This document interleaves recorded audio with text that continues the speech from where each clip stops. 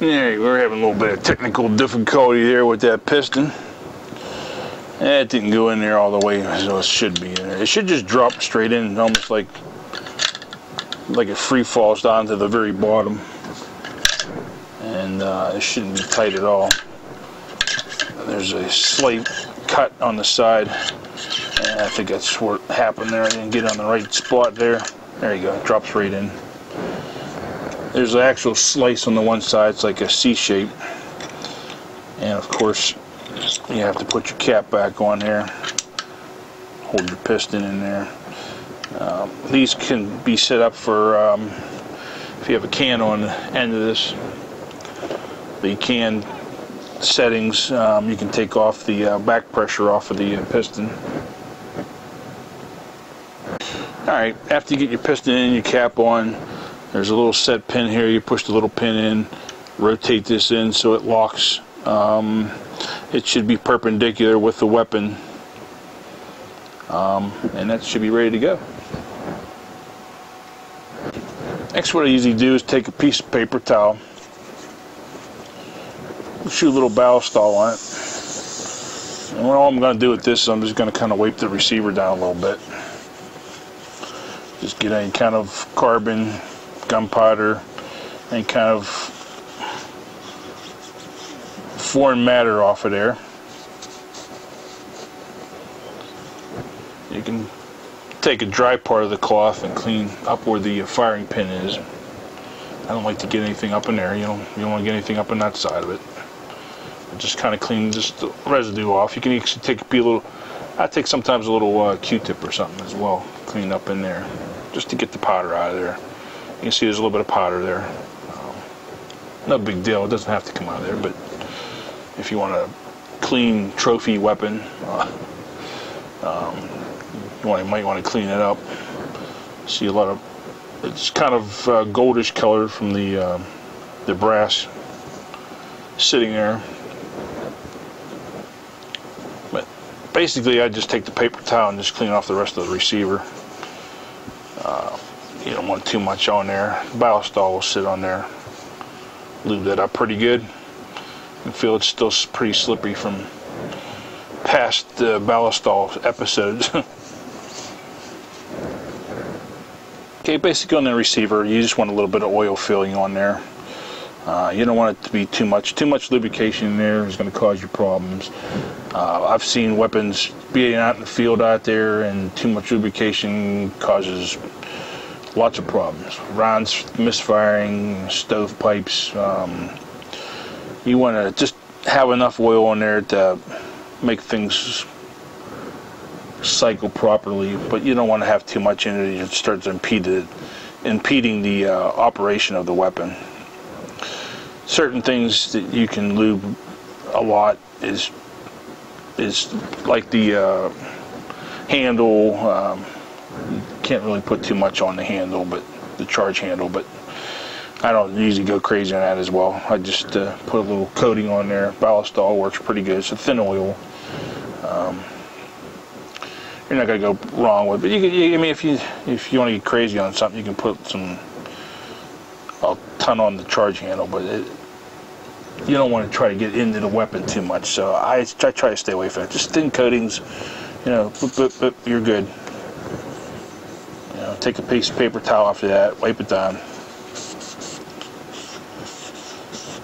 Many years ago, when I used to first start doing weapons, I used to get crazy with them, and you cause yourself more problems than you have. All right, now we're going to put the upper receiver back in, or put the bolt back in, and you put the charge handle in. There should be a little slot for that. You put your charge handle in. You put that in first. You see it just slides in and out of there. On here there's a little notch right there.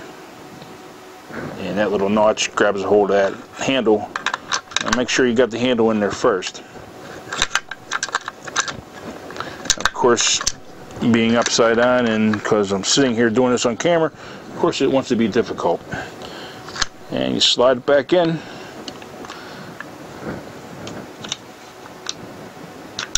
And you got your upper back together. Now you have a nice clean upper. Basically, I don't do anything with the trigger group here. I mean, if you see a little bit of gunk down there, you can probably take a Q-tip, clean it out a little bit, but I basically try not to stay away from down in there.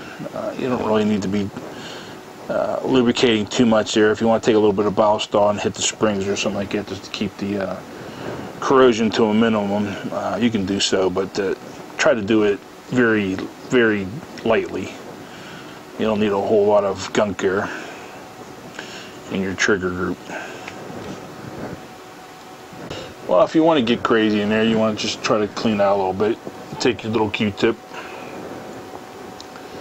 clean down there, just get any kind of powder residue out of there. I'm sure I've probably done this maybe one time, so there's probably some junk in there. But you can try cleaning that. Make sure you get some decent Q-tips. You don't want to leave a whole lot of cotton fibers down in there. These are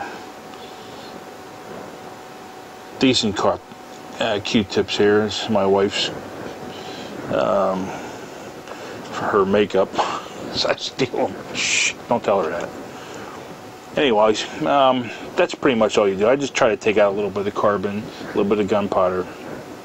This section here really doesn't need a whole lot of maintenance to it. If you know what you're doing, you can tear the trigger group apart. You can do so and clean it everything separately. But if you're not familiar with what's going on in there, best to take it to a good gunsmith or something like that. Let them clean it if you feel it's necessary to do that. This is your hammer right here. This is what actually hits your firing pin. Whenever you fire, the hammer comes up, hits the back part of the receiver, the bolt there, and there's a little pin there that hits the primer on the bullet when they're on the round. But there's your hammer right there. This is a semi-automatic weapon, so it looks a little bit different than a automatic.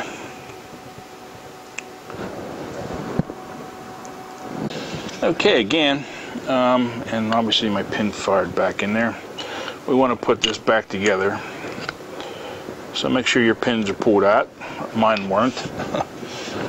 And you get your receiver put back on your stock. Lining up, there's two holes, obviously. There's a pin there and there's a pin there, so that's pretty self-explanatory. Sticking the two pieces together. I'll try not to pinch myself, which I've been known to do. Generally, I go backwards. I usually try to get the front one first. You can just take a screwdriver or something there. Make sure you got it in the hole, of course. Alright, so you tap in your pin, and that's the front one. Like I said, there's only two on here. Pushing down on the second one. And this is usually the one that likes to try to pinch me all the time. I don't know why. I seem to always have this in the wrong place at the wrong time. Just tap that in. You got your weapons back together. You might want to try it. Make sure everything's working properly. It seems to be working properly. Obviously, just put it back together so there's no rounds in it, but you can double check that. I usually, like I said, cycle the bolt a few times, and no problem dry firing these. This is a floating barrel. It's a 16-inch floating chrome line 7-to-1 twist barrel.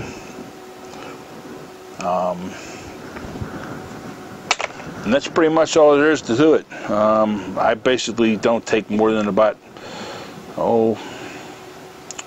I'd say about 20 minutes to take and clean the weapon. And obviously with doing the camera, it's a little bit slower. I'll take my tack cloth and I'll silicone it up a little bit and then dry it back off. We'll show that here in a second here. Just to get any kind of fingerprints off it. I don't make it a showpiece, but then again, I like it to be looking pretty clean next time I take it out, and it's not full of oil junk and all kinds of other junk. Alright, this is a silicone cloth. Basically you want to try to close up the dust cover and just kind of wipe it down a little bit.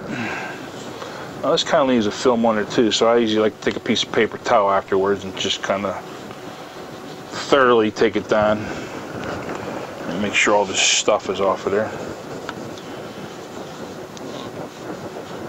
This will make it look nice and purty.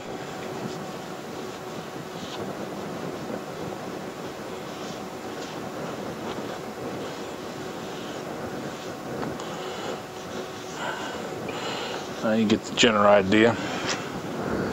Take yourself a clean piece of paper towel. Wipe any excess off. You don't want to have a slimy weapon if you ever need to go use this for safety purposes or any other kind of purposes. You don't want to have to grab a hold of it and it's a big slimy mess.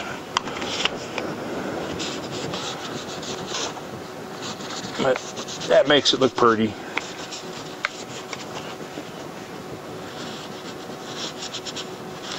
As much as the AR-10 can look pretty. Oh, thanks for watching, and keep your weapons clean. Be safe out there, and please subscribe and or like our videos if you can. This is Blazing Bullets saying see ya.